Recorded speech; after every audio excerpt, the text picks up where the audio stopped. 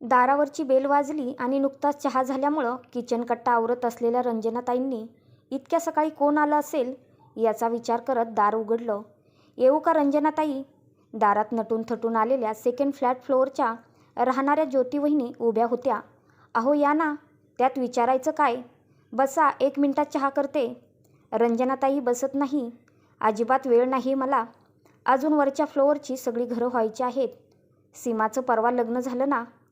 आज संध्याकाळी रुचिराला रिसेप्शन ठेवले. सगळ्यांनी यायचं. 1 मिनिट तरी बसा, साखर ठेवते हातावर. ज्योतिवहिनी नाकातली नथ नीट करत खुर्चीवर बसल्या. ज्योतिवहिनी, पण तुम्ही खरंच सरप्राईज दिलंय. तुम्ही मुलीसाठी स्थळं बघताय हे पण आम्हाला कुणाला माहीत नव्हतं. आणि 8 दिवसात लग्नही जमलं. आणि आज रिसेप्शन. अभिनंदन. अहो काय सांगायचं, महिन्यापूर्वीच एका वधूवर संस्थेत सीमाचं नाव नोंदवलं. 15 दिवसांपूर्वी मुलाची पसंती आली आणि साखरपुडा न करता डायरेक्ट लग्न करायचं ठरलं. ज्योतिवहिनींचा उत्साह ओसंडून वाहत होता. खूपच छान हं. रंजनाताईंनी मनापासून कौतुक केलं. मुलगा US ला असतो ना, त्याला महिना अखेरीपर्यंत परत जायचंय. आणि काय सांगू, पाहुणे इतक्या मोठ्या मनाचे आहेत. आम्हाला स्पष्ट सांगितलं, तुम्हाला जसं योग्य वाटेल तसं लग्न होईल. देण्याघेण्याचा काही प्रॉब्लेम नाही. परमेश्वराने आम्हाला भरपूर दिलंय. नशीबवान आहात. हातात साखर ठेवता ठेवता रंजनाताईंनी पुन्हा एकदा ज्योतिवहिनींचं कौतुक केलं. आणि रंजना वहिनी, मुख्य सांगायचं राहिलंच, येताना कोणतंही गिफ्ट आणायचे नाही. No gift. आम्ही दोन्ही फॅमिलींनी ठरवलंय. गिफ्ट घ्यायची नाही आणि द्यायची नाही. फक्त वधूवरांना आशीर्वाद, छानसं जेवण, गाठीभेटी आणि गप्पा-टप्पा. एवढं बोलून ज्योतिवहिनी उठल्या आणि पुन्हा एकदा नक्की यायचं हां अशी आठवण देऊन घाईघाईनं बाहेर पडल्या. रंजनाताईंनी दार लॅच केलं आणि काहीशा अस्वस्थ, बेचैन होऊन त्या सोफ्यावर येऊन बसल्या. त्याला कारणही तसंच होतं. मागच्या वर्षापासून त्यांनी आणि माधवरावांनी आपल्या एकुलत्या एक मुलीसाठी स्थळं बघायला सुरुवात केली होती. विवेकानंद शिक्षण संस्थेत समाजशास्त्राचे प्राध्यापक असलेल्या माधवरावांनी स्वातीच्या वडिलांनी मागच्या 3 वर्षात काटकसर करून आपल्या लाडक्या लेकीच्या लग्नासाठी 2-3 तोळे सोने घेऊन ठेवलं होतं आणि बँकेत थोडे बहुत पैसेही जमा करून ठेवले होते. पण लग्न काही अजून जमत नव्हतं. माधवराव कुलधर्म, कुळाचार, परंपरा यांना मानणारे असले तरी तसे ते प्राकृतिक सुधारणावादी मताचे होते आणि समाजातल्या चुकीच्या प्रथा, चालीरीतींच्या विरोधात ते नेहमी आग्रही असायचे. अगदी स्वतःच्या लग्नात रंजनाताईंचे वडील त्या काळातल्या पद्धतीप्रमाणे आपण होऊन हुंडा देण्यास तयार असताना त्यांनी तो नाकारला होता आणि दोघांची ऐपत असतानाही साध्या वैदिक पद्धतीनं विवाह केला होता.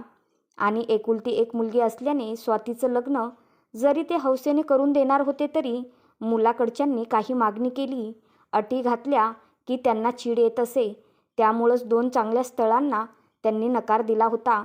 एका इंजिनियर मुलानं 4 चाकी देण्याची अट घातली होती, तर एका डॉक्टर असलेल्या मुलाच्या वडिलांनी चक्क शिक्षणाचा खर्च देण्याची मागणी केली होती.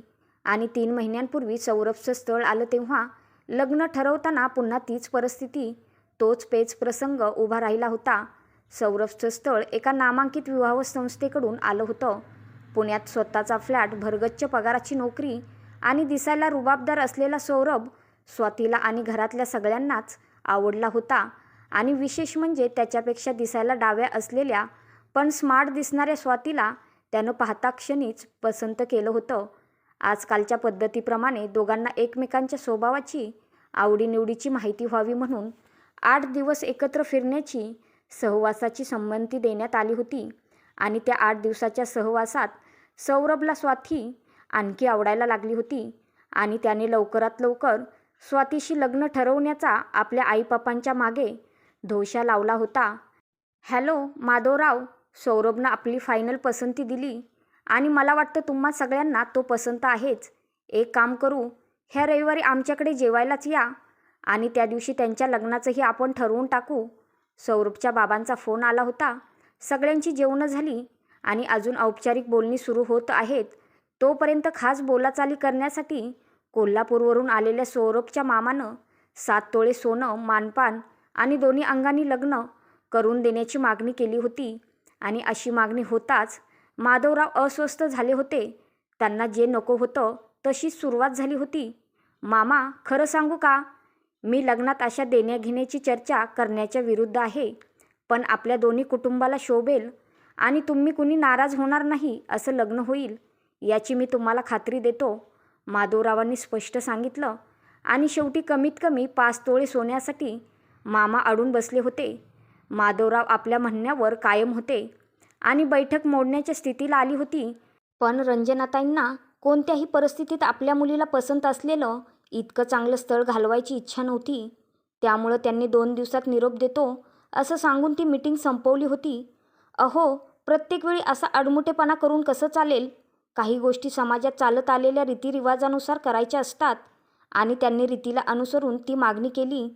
नाहीतरी आपण हौसेने आपल्या मुलीला देण्यासाठी 3 तोळे सोने जमा केलेच आहे आणि सासूबाईंनी नातीच्या लग्नात देण्यासाठी सोन्याचे 2 गोट माझ्याकडे देऊन ठेवलेले पण आहेत. घरी आल्यावर दुसऱ्याच दिवशी ही रंजनाताईंची वादावादी सुरू झाली.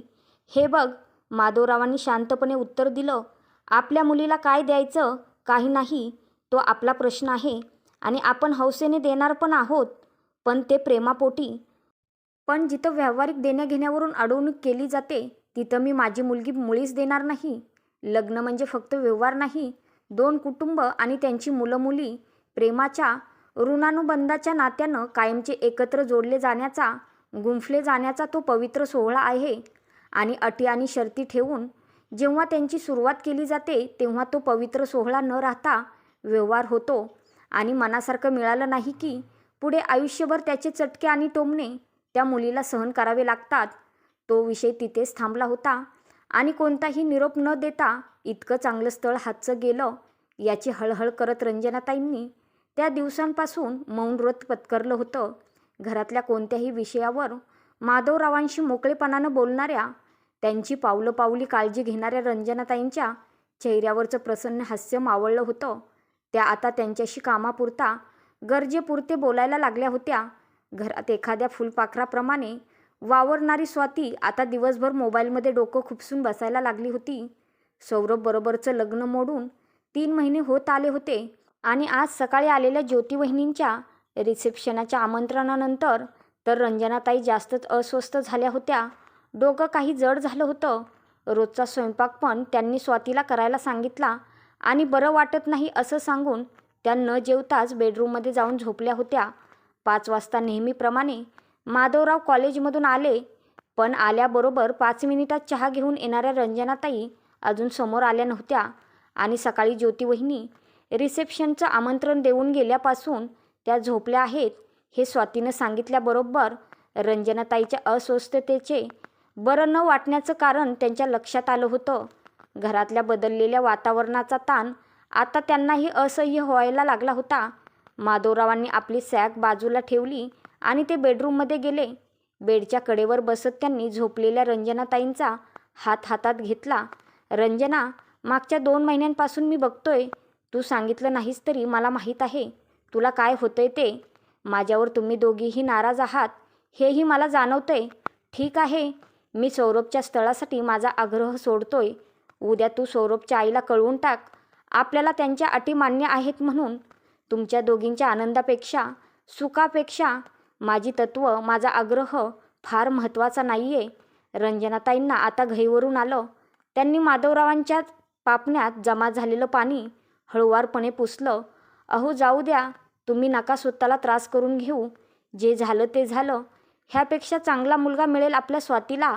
माधवराव काही बोलणार इतक्यात दारावरची बेल वाजली. माधवरावांनी जाऊन दार उघडलं. समोर सौरभ उभा होता. माधवरावांना धक्काच बसला. सौरभ, तू? सरप्रायझिंग. ये ना आत. सौरभ आत येत खांद्यावरची सॅक काढली आणि तो सोफ्यावर बसला. अंकल, तुम्हाला आधी न कळवता आलोय, सॉरी, पण इकडे एका कामासाठी आलो होतो आणि मला तुमच्याशी पर्सनली बोलायचं पण होतं. डिस्टर्ब नाही ना केलं? सौरभ एका दमात बोलून गेला. अरे नाही रे, आरामात बोल. स्वातीनं आणलेला पाण्याचा ग्लास त्याच्या हातात देत माधवराव म्हणाले, आपल्या त्या मीटिंगच्या दिवशी कंपनीच्या महत्त्वाच्या कामामुळं मला अचानक कंपनीत जावं लागलं होतं. जे झालं ते मला नंतर कळलं आणि मला शॉकच बसला. खरं तर आईबाबांनी मामाला देण्याघेण्यावरून फार ताणायचं नाही, हे लग्न जमवायचं आहे असं सांगून ठेवलं होतं, पण मामाच्या ते लक्षात आलं नाही आणि सगळीच गडबड झाली. तुमचा निरोप आला नाही त्यामुळे मी मग स्वातीला फोन केला होता आणि तिनं मला तुमचं म्हणणं डिटेल सांगितले. अंकल, तुम्हाला जसं वाटलं तसं माझे आईबाबा नाही आहेत. खरं तर मीटिंग करायचाही आमचा विचार नव्हता आणि एंगेजमेंट कधी करायची याबद्दल बाबा डायरेक्ट तुमच्याशी बोलणार होते. पण मामा आमच्या कुटुंबात वयानं मोठा असल्याने आमच्याकडे प्रत्येक महत्त्वाच्या मीटिंगमध्ये आम्ही त्यांना बोलवत असतो आणि ते सुरुवात करीत असतात. एनिवे, जे झालं ते झालं. मी आईबाबांशी बोललोय आणि तुमची संमती असेल तर उद्याच एंगेजमेंट करायची आमची तयारी आहे. लग्न वैदिक पद्धतीने घरच्या घरी करायचं आणि रिसेप्शनाचा खर्च दोघांनी मिळून करायचा. मानापानाचा प्रश्नच नाही. अर्थात तुम्हाला मान्य असेल तर. क्षणभर माधवराव भांबावून गेले होते. थोड्याच वेळापूर्वी रंजनाताईंना मामांनी जी मागणी केली ते देण्याचं अनिच्छेने का होईना कबूल केलं होतं आणि अचानक सौरभनं येऊन त्यांच्या मनावरचं ओझं कमी केलं होतं. सौरभचा आवाज ऐकून रंजनाताई बाहेर येऊन बसल्या होत्या. सौरभ, माझा प्रॉब्लेम स्वातीनं तुला सांगितला आहेच, पण ते आता जाऊ दे. अरे, स्वाती माझी एकुलती एक मुलगी आहे. तिचं लग्न हौसेने करायचं नाही तर मग कुणाचं करायचं? No problem. मी तुझ्या बाबांना आत्ताच एंगेजमेंटबद्दल फोन करून त्यांना जो मानसिक त्रास झाला त्याबद्दल सॉरी म्हणतोय. माधवरावांचा स्वर गदगदून आला होता.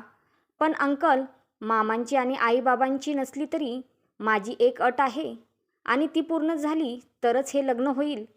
आणि अट म्हटल्यावर माधवरावांच्या चेहऱ्यावरचा आनंद मावळला आणि ते प्रश्नार्थक नजरेने सौरभकडे बघू लागले. समोरच बसलेल्या रंजनाताई पण कावऱ्या बावऱ्या होऊन गेल्या. टेन्शन घेऊ नका.